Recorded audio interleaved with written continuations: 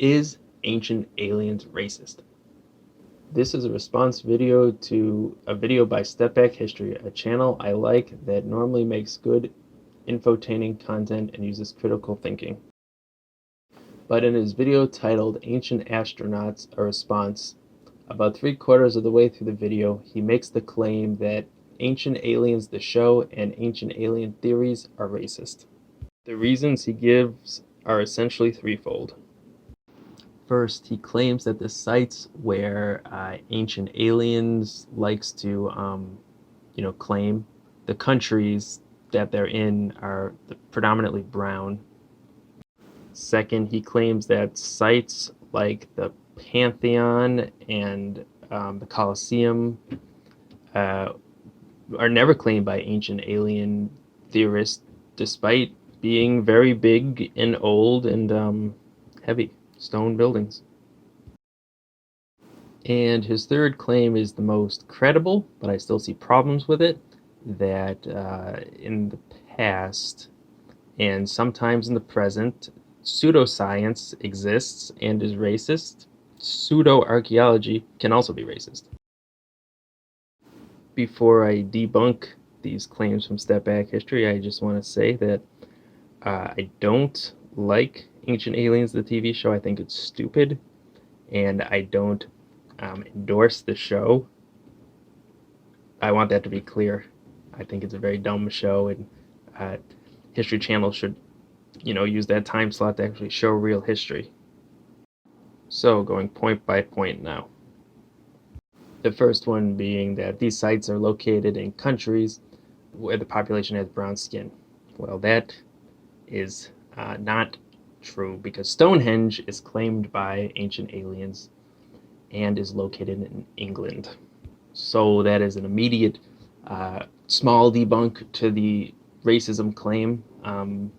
I don't see why Ancient Aliens would include Stonehenge if they are anti-brown people. Second, that the Pantheon and Colosseum in Greece and Rome seem to be exempt from the Ancient Alien theory, but why? The reason is actually pretty obvious if you consider what all the Ancient Alien sites, structure-wise, have in common. They all come from cultures that didn't have cranes. It's really that simple. The ancient Egyptians, at the time the pyramids were built, didn't have cranes. The builders of Stonehenge, whoever they were, didn't have cranes. The Incas moved some really big blocks up some mountains and didn't have cranes. They didn't even have wheels. They never developed a wheel. They were a wheelless society. Really didn't even have pack animals apart from alpacas.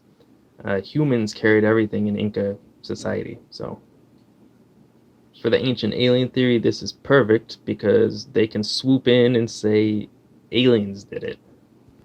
In ancient Rome and in ancient Greece, it is known that they used cranes to build their structures. In fact, crane parts have been found at the Pantheon. In the ruins of the site, they found cranes. Cranes are known to exist in ancient Greece. And we know the Romans used cranes extensively.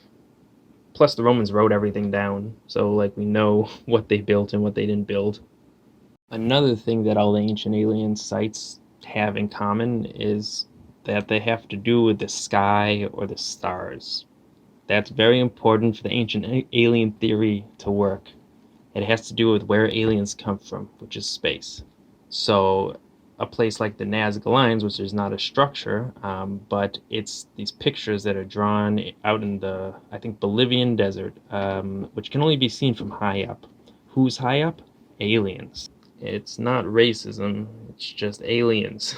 Stonehenge is a solar calendar of sorts. It lines up with the solstices. The sun shines through these pillars and it shines on the stone. It's a whole big deal, but it's a calendar and it lines up with the sky, which is where aliens are from.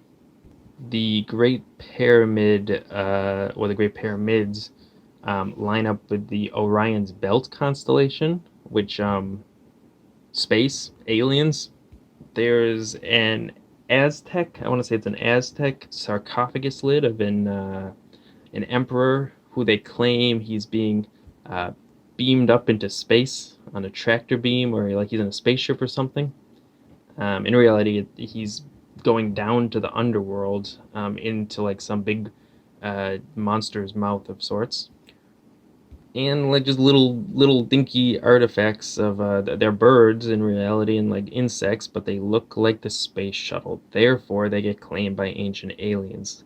It's very simple what ancient aliens claims. If it incidentally has to do with space or looks like it's from space, according to them, it's from space. Third is Stepback's claim about how racist pseudoarchaeology exists, therefore all pseudoarchaeology is racist.